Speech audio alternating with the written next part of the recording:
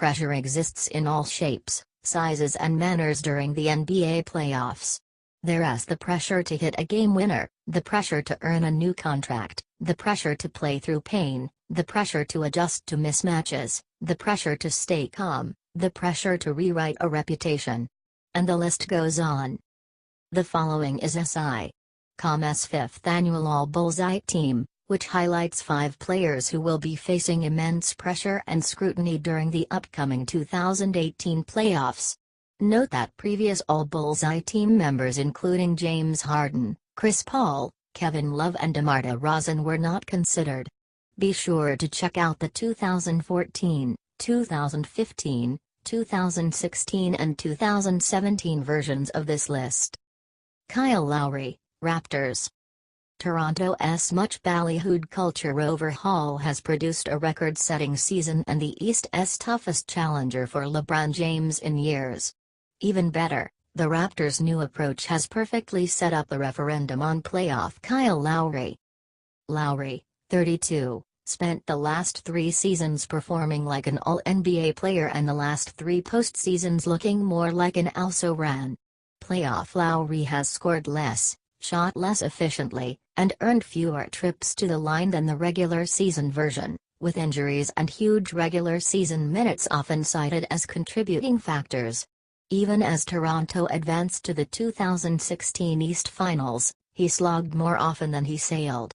Last year, Lowry exited with a whimper and an ankle injury, missing the final 2 losses of a sweep against Cleveland while openly admitting that nobody's closing the gap on James. The difference in Lowry's performance once the postseason rolls around has been stark. His 39.4 postseason field goal percent ranks among the worst in NBA history for players with a similar number of attempts. His 31.4 postseason 3P percent is way off his usual standard in Toronto, and his drop-off in overall shooting efficiency has been much greater than comparable players at his position. To be precise, Lowry's true shooting percent, TS percent, drops from 56.4% in the regular season to 51.4% in the playoffs. Here's how that steep decline compares to other All-Star guards with more than 50 games of postseason experience. TS percent change from regular season to postseason. Kyle Lowry, -5%. James Harden, -1.8%. Russell Westbrook, -1.4%. Stephen Curry, -1.2%. Chris Paul, +0.4%. Kyrie Irving, +0.5%.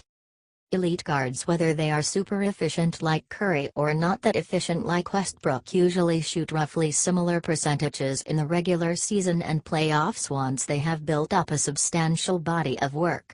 Lowry bucks that trend, and he has suffered a greater drop-off than less experienced postseason players like John Wall, -0.8, and Damian Lillard, -3.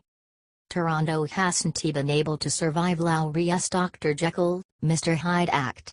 When Lowry has pressed too hard or simply run cold, other weaknesses have been revealed, like DeMar DeRozan's poor outside shooting and an offensive structure that was tilted too heavily towards its backcourt. This is judgment year. Lowry has played just 32.5 mpg, down sharply from the last 2 seasons. He's enjoyed near-perfect health, missing just 3 games all year. And his usage rate is down to 21.6, his lowest level since 2013, as Toronto has enjoyed substantial contributions from its league-leading bench. Optimists will note that Lowry should enter the 2018 playoffs fresher and healthier than at any point during his Raptors tenure. Critics will point out that the go-to excuses for his shaky postseason play, excessive burden, nagging injuries, no longer apply.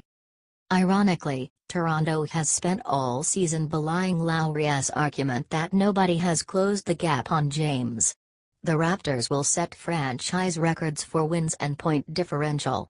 The remade Cavaliers are arguably James's worst team in a decade. There's no question that the distance between the two teams has narrowed. Despite DeRozan's ascension and the emergence of Toronto's deep bench, the formula for toppling James and winning the East starts with much better play from Lowry. Theoretically, the table is set. Cleveland has downgraded from Kyrie Irving to George Hill. Irving is presently injured in Boston. Washington's John Wall has just returned from injury, and the conference's other point guards possess weaker individual credentials or significantly less postseason experience.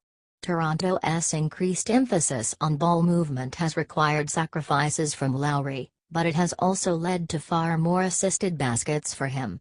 If the Raptors stick with their improved habits, Lowry should continue to benefit. However, a reversion to pound and chuck from Lowry would amount to the ultimate frustration, and it would be reason to seriously explore trade possibilities this summer. John Wall, Wizards. John Wall missed less than 2 months following knee surgery in January, but it felt like he was gone for 2 years. With their forgotten star sidelined, the Wizards went through an entire hype cycle in fast forward. The season is over. Hey, maybe not. There's still hope. Are the Wizards better without Wall? The Wizards are better without Wall! Nope, turns out the Wizards are not better without Wall. The Wizards really need Wall back. When the dust settled, Washington completed its Wall-less stretch with a respectable 12-7 mark. Importantly, the Wizards avoided the worst-case scenario, bottoming out to the 9th seed, and are in a three-way battle with the Heat and the Bucks for the East's final 3 spots. While Bradley Beal made headlines for saying that Cleveland didn't want to see Washington in the 2017 playoffs, Washington has every reason to manipulate its playoff positioning by stacking losses over the next week. By finishing 7th or 8th, the Wizards would avoid certain death at the hands of LeBron James in favor of a date with the Raptors or Celtics. That's a very, very easy call. Wall's individual play hasn't inspired much hope this season. His 19.2 PPG average is his lowest since 2013. His 41.5 field goal percent is his lowest since 2011, and his 19-player efficiency rating is his lowest since 2012. Even so, the Wizards have a plus 4.1 net rating with him and a minus 1 net rating without him, and their preferred starting lineup of Wall, Beal, Otto Porter, Markieff Morris and Marcin Gortat has posted a plus 6.1 net rating. Coach Scott Brooks leaned heavily on that talented and balanced group during the 2017 playoffs, and they posted a killer plus 18 net rating against the Hawks and Celtics. Of course, Washington lost to Boston in large part because its bench-heavy units were hopeless. Even if he can't perform like a superstar, Wall's return is far, far better than the alternative, which likely would have involved playing Beal somewhere between 47.5 and 48 minutes per game. Washington is 1-2 against Toronto and 2-2 against Boston this season.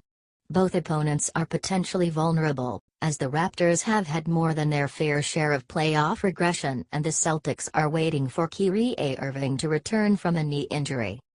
But these playoffs are about far more than a first-round upset for Wall.